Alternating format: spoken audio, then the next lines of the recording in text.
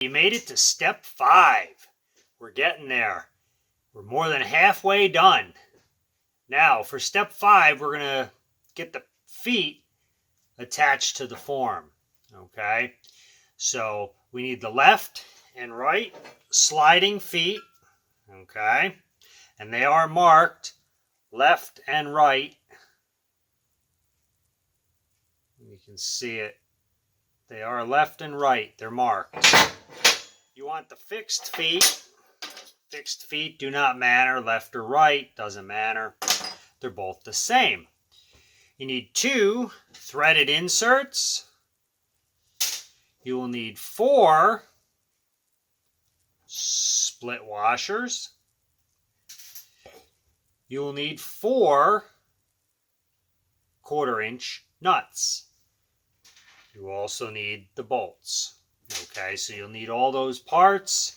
You will need a drill with a letter U or a 3/8 inch bit.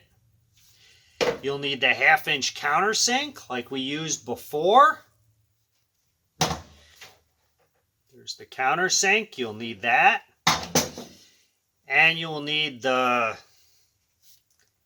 6mm hex driver. And you'll need a 7/16 inch wrench. 7/16 wrench and a tape measure. Okay, once we have all these together, I'll just pan the camera down so you see what we need. Okay, this is everything we need to assemble the feet onto your form, the sliding feet and the fixed feet. So let's go ahead and we'll get started. Okay, first thing you're going to do is take your 3/4 inch 1/4 by 20 bolts and you're going to slide them in the T-track. Slide all 4 bolts in the T-track. You can only slide them from one side. The other side up here, you're not going to be able to slide the bolts in because this side is here. So you want to make sure we slide them. You want 2 up here, 2 on the left, 2 on the right. Okay, so that's our first step. Now we're going to measure.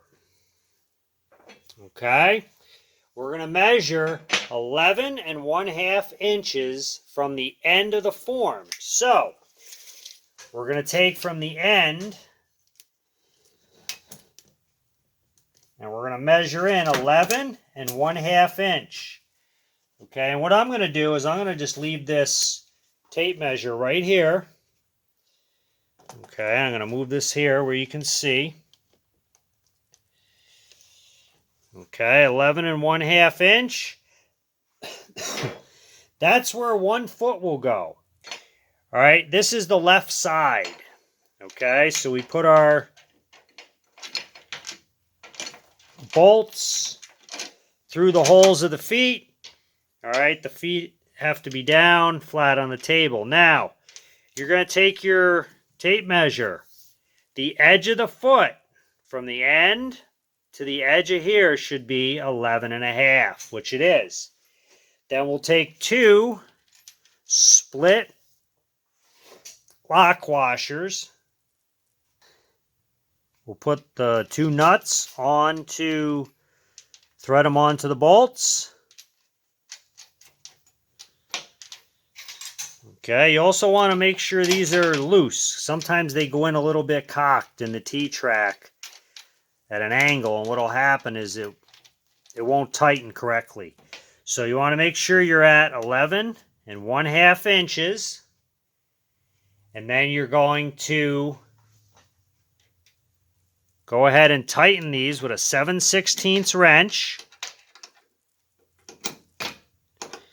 This is where your feet have to be in order to set up the next step, which will be the sliding pipes and the sliding fence. So you'll tighten this up. Okay, just snug. It doesn't have to be crazy tight. Okay, so that's the left side. We're going to move over to the right side. Right over here. We're on the right side. And now we're going to go ahead, same thing. Take our tape measure at 11 1/2 inch. So right about here, we're going to position this foot. So we'll bring this out. Okay, we'll get the bolts lined up. Okay, now we'll take our tape measure. We're on the end of the form, 11 1/2 inch. So I slide it over until it's at 11 1/2 inch. Okay, when I have it at 11 1/2, we'll take and put our split lock washers on. Thread our 2 nuts onto the bolts.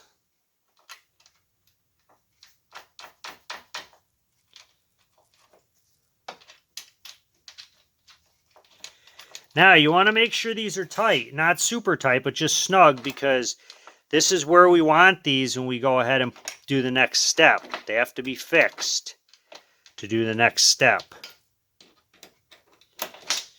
We don't want them moving. We don't want them sliding back and forth.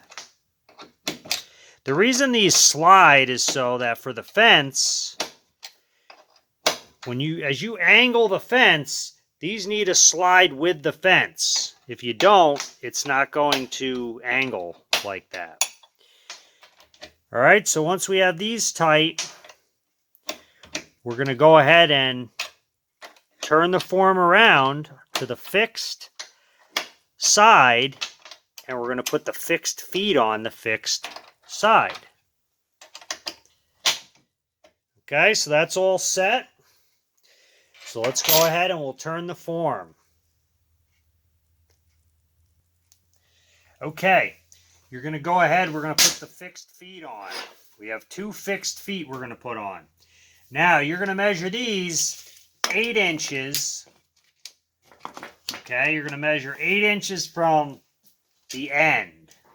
Okay, I take the fixed foot. The holes are in the same exact place. All right, what I do is I move it down. I just line it up.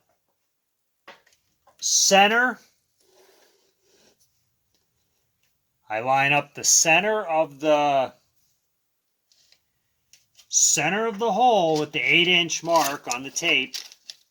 Okay, make sure you're not attached to a bolt. Okay, on the end of the form. When you get your center, what I do is just take a permanent marker and I just draw a little circle where you're going to drill. Okay, I hold it. I take my permanent marker. All right, that's where you're going to mark that. Now, next step is you are going to take a center punch and you're going to center punch that. Okay, that way our drill bit will be in the center. So do the best you can for center. Okay. Now, what I'm going to show you here is very, very important. Okay. When we go ahead and drill this, we do not want to drill through the side of the form. Okay. If we drill through the side of the form, what's going to happen is your epoxy is going to run out of the hole. Okay. It's not going to work very well.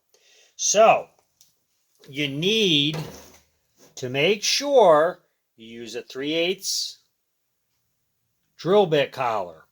Now, so you're going to set this. This is very important. You're going to set it approximately 9/16. Okay, from the end. So it's going to be 9/16 from the collar to the end of the bit. 9/16. Now, you're going to, on these collars, you just take a small hex head, tighten the collar, okay? The only problem is a lot of times these collars loosen up, okay? So that's an issue. If it loosens up and you don't realize it, you could drill through the side. We don't want that. what I recommend, this is a recommendation, I always get it set, and then I always take electrical tape and I tape it up on the back side. Okay, we really don't have to worry about it running off the front of the drill bit, but on the back side, we're hoping it'll keep it from making a deeper hole. Okay, so that's what I do with those collars. They just never seem to get tight. The hex is always stripped.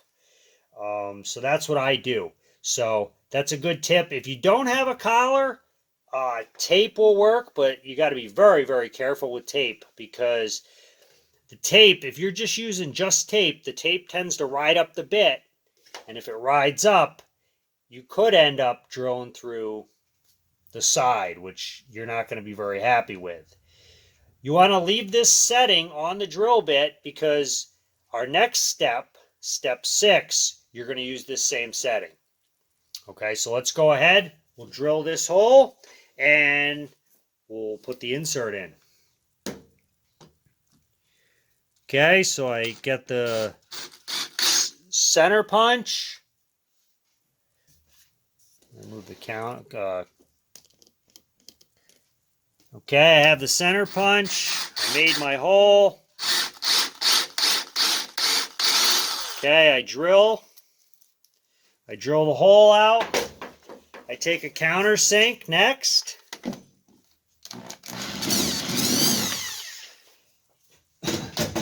Threaded insert on the hex bit.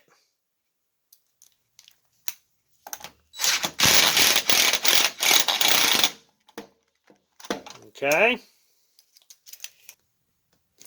Okay, for this, you want to make sure you use a split washer. If you don't use a split washer, what's going to happen is a 3/4 bolt is just a little too long. Okay. 1/2 inch is actually better. And then you'll go ahead and you'll thread these in. Okay. That split washer gives it just enough room where it's not bottoming out into the side. Okay, so then you're able to tighten it right up, no problem. Okay, so that's one side. We're going to go ahead, we're going to do the other side. So let's pan the camera around to this side. Same thing. Okay, we're going to measure in 8 inches. Mark it. And we're going to do the same thing on this side. So we start on the end. Okay, right on the edge of the form, and we mark it at 8 inches with our permanent marker.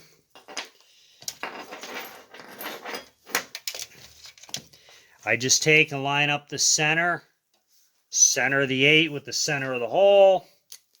Then I go ahead and I mark it. Okay, so that's how I do those. And I'll even give you another angle here with the camera. Okay, so this is a little better angle.